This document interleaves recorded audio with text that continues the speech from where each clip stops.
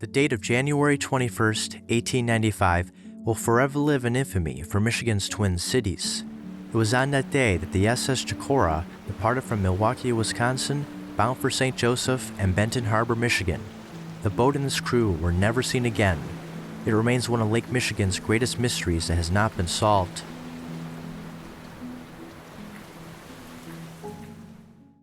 In 1891, the Graham and Morton Transportation Company was looking to have a new freight and passenger vessel built.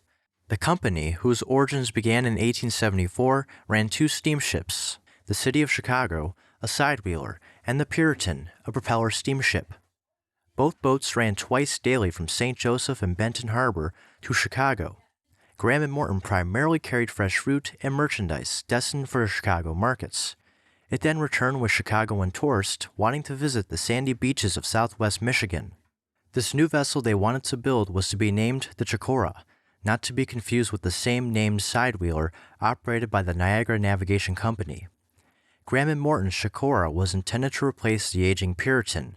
The Puritan, when it was completed in 1887, was the fastest boat on Lake Michigan at that time. Since then, it had been outclassed in size and speed by the newer vessels of other competing companies. The Chicora, unlike Graham and Morton's other boats, needed to operate year-round and excel in two areas. In the summer, provide quick and comfortable service, and in the winter, battle fierce winter storms and ice.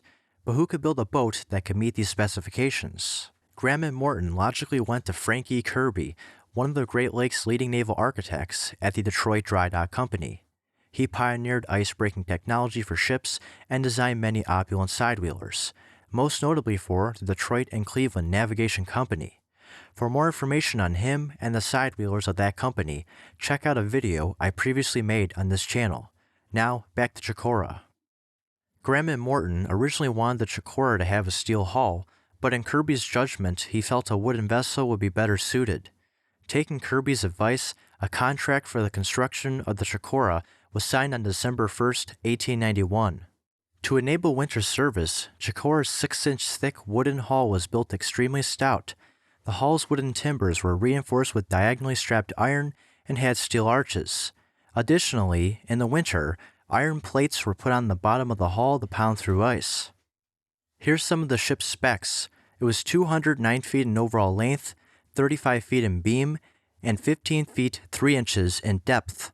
With a triple expansion steam engine and twin Scotch boilers powering a single screw, it could maintain an average speed of 15 miles per hour and had a top speed of 18. This allowed her to make Graham and Morton's 60-mile route to Chicago in under 4 hours. No expense was spared in Chicora's interior either. She had 50 staterooms, which provided sleeping accommodations for 150 people and was licensed to carry a total of 1,500 passengers. Its interior was very palatial and had exquisite woodwork. The spacious grand saloon, grand staircase, and cabins were all made of mahogany, while the clerks' and stewards' apartments on the main deck and the smoking room on the upper deck forward were made with quartered oak. The boat was so impressive that the Detroit Free Press commented, "Her lines are as symmetrical and beautiful as any yacht." The Chicora was launched from the Detroit Dry Dock Company's Orland Street Yard at 3 o'clock on June 25, 1892.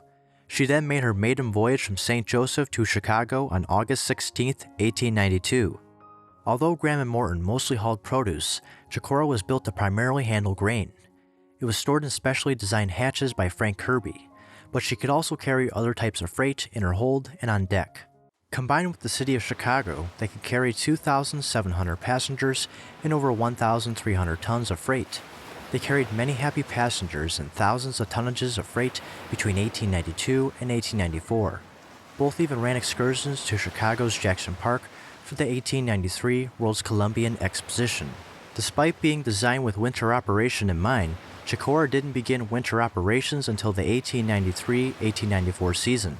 Chicora was put on Graham and Morton's newly established Milwaukee route, which also originated out of St. Joseph and Benton Harbor.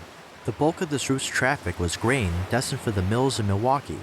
Processed grain products like flour were then sent back for transshipment to the Big Four Railroad and Vandalia Line. Graham and Morton chartered a boat to regularly run on this route when it was started in 1893, but business was booming so much that they had to purchase an additional boat later that season. At the end of the 1894 season on December 1st, Chicora was taken off the Chicago route and placed again on the Milwaukee route. It ran together with the recently chartered package freighter Petoskey. Chicora would make freight runs with this steamer until December 28th, when she was laid up due to low traffic.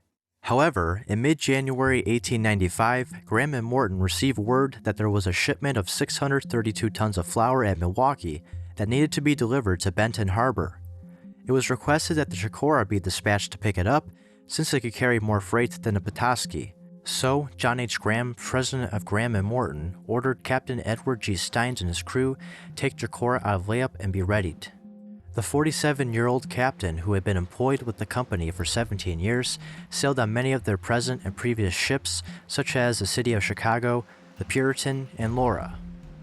Captain Steins had been assigned as Chicora's master since it entered service back in 1892. While Chicora was being readied, Captain Steins found they were short on 2 crew members. Second mate William J. Russell was ill, and his mother-in-law wouldn't let him go on the voyage. Captain Steins had his 23-year-old son Benjamin take his place. Benny, as he was called, started as a cabin boy at the age of 13 and had worked his way up to second mate shortly before this ill-fated run. The other crew member who didn't show up was Chicora's regular clerk, William J. Hancock. He had missed his train to St. Joseph, so James R. Clark, who formerly served as a clerk on previous Graham and Morton boats, filled in. Including these 2 men and Captain Steins, Chicora had 20 other crew members. There was also 1 passenger as well. That was Joseph F. Pearl, a St. Joseph pharmacist heading to Milwaukee for a combined business and vacation trip. He would be returning home on January 21st. Strangely, Mr. Pearl was one of the passengers on Chicora's maiden voyage, and now unbeknownst to him, is last. After preparations were completed on January 20th, Chicora left St. Joseph at about noon in unusually mild weather. It was 40 degrees and Lake Michigan was smooth as glass despite the ice floes. After a pleasant journey, Chicora reached Milwaukee the same day at about 5 o'clock. Once it arrived at the Vandalia dock at the foot of Broadway Street, stevedores began loading the flour. This flour was stored in 5,400 barrels that were each rolled individually onto the ship and stored in her hold. Captain Steins had orders for the flour to be loaded carefully, leaving Chicora's forward part lighter than the stern. That way, if she encountered ice, her bow could get on top of it and break it with its weight and those iron plates. Just before 5 a.m. on January 21st, the Chicora was ready to set sail. It departed from the dock at 5:30 a.m. and cleared the Milwaukee breakwater at 5:45 a.m. At the time of her departure, it was raining, but the weather was beginning to change. Back in St. Joseph, President Graham became alarmed as his barometer reading was falling fast. It was at the 28.45 mark, which was the lowest he'd ever seen. A massive storm was on its way. He sent an employee out to their dock in Benton Harbor, where the Petoskey was lying over, and warned them not to leave until the storm had passed. Graham then went to their telegraph office to have similar orders sent to Captain Steins. Except there was no ship-to-shore wireless at this time. His message went to Vandalia's dock office and would have to be delivered by telegram. The clerk at Milwaukee hurriedly wrote the message down and handed it to a messenger boy. The boy raced down the dock towards Chicora, shouting, as legend has it, "Telegram for Captain Steins." He couldn't get the crew's attention and soon ran out of land.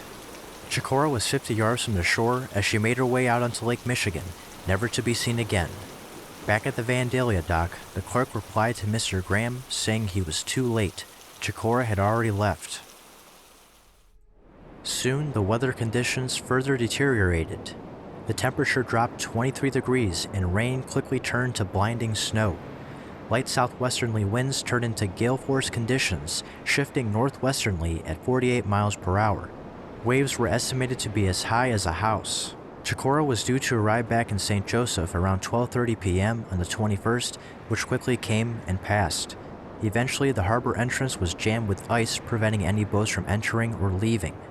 Family members and loved ones of the crew and passenger, including Mr. Graham and his co-founder James Stanley Morton, grew increasingly concerned. Hope wasn't lost just yet. Mr. Graham thought maybe Chicora was caught in the ice not far from St. Joseph Harbor or took refuge at another port. Numerous eastern and western ports on Lake Michigan were contacted to see if Chicora was there. Each reply turned up empty-handed. At 9:30 that night, search parties went out to the St. Joseph North Pier lighthouse. Glimpses of a flickering red light were seen moving up and down with the waves about 5 miles out the breakwater.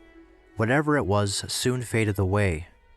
Hours turned into days with no word or sight of Chicora. Everyone was beginning to lose hope. 2 days later, on January 23, 1895, Mr. Graham received a telegram from South Haven, Michigan. It read, "We have just found some of Chicora's upper works in the ice off this port. There is no doubt she foundered." Then a second telegram was received from the same place the next day, reading, "Captain Lou Matthews of the life-saving crew and his searching party have found forward spar and piece with part of Chicora's name on it." The word spar referred to a ship's wooden or metal pole that supported its sails and rigging. Although Chicora was a screw-driven steamship, it had 2 spars, one forward and another aft. Eventually, search parties found its second spar. Wreckage from the Chicora continued to show up for several months between South Haven and Saugatuck, Michigan. Some were found on shores, while others were embedded in ice floes. This included more wood fragments from its upper cabins, a section from its bow that had the Graham and Morton monogram, and mahogany molding and trimmings from its cabins and staterooms. All 24 hands were lost, none of their remains were ever found. The most substantial piece of evidence giving a glimpse at what most likely happened to Chicora was discovered on April 14, 1895. A hastily written note in a bottle was found washed up at Glenn's Pier near Glen, Michigan. This note read, "All is lost. Could see land if not snowed and blowed. Engine given out. Drifting to shore in ice. Chicora. McClure.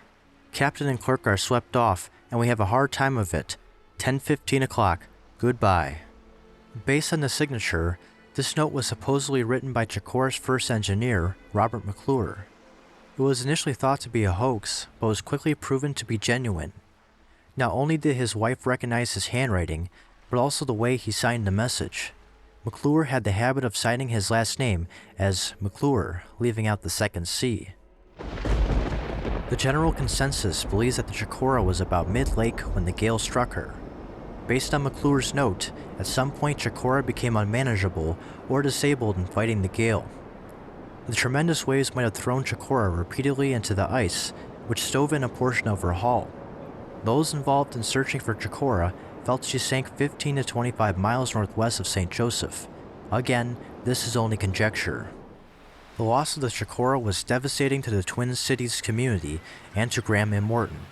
Because of the high risks associated with sailing during the winter season, insurance companies wouldn't fully insure vessels. As a result, they lost the full value of the ship. The flour shipment also wasn't insured for the same reason. The Big Four Railroad billed Graham and Morton for the lost flour, who ended up paying for it. In total, Graham and Morton lost $170,000. That was an enormous sum of money at that time. While a ship, commodities, and money are replaceable, the loss of human life is not. Wives lost their husbands, children lost their fathers, and parents lost their sons. Mrs. Steins not only lost her husband, but also her only son. Chicora's sinking was the Twin Cities' worst maritime disaster to have ever occurred. It cast a shadow of gloom and sorrow over both cities for the rest of that winter. Memorial services to honor the 24 lost men were held in both St. Joseph and Benton Harbor in January and February of 1895.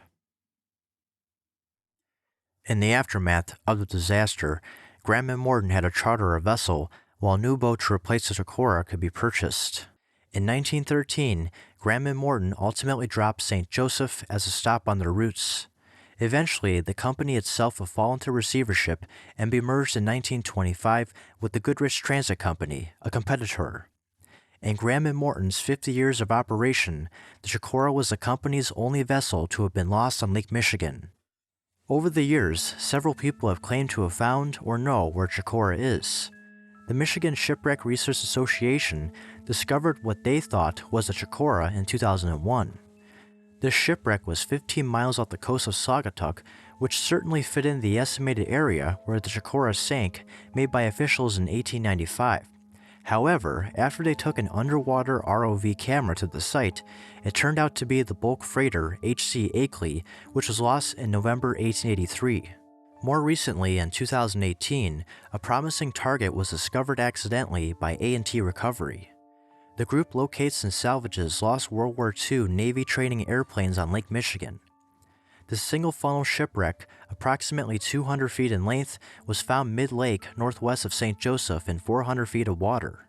At the time of producing this video, the site of the wreck hasn't been visited yet to confirm its identity. However, talking to Great Lakes maritime historians, they are confident that this wreck is indeed Chicora's. As Brendan Baylod told me, no ship of that size should be in that portion of Lake Michigan. This would put it near the confluence of the nautical borders of Wisconsin, Michigan, and Illinois. If this wreck is confirmed to be Chicora, it certainly explains why it wasn't found sooner.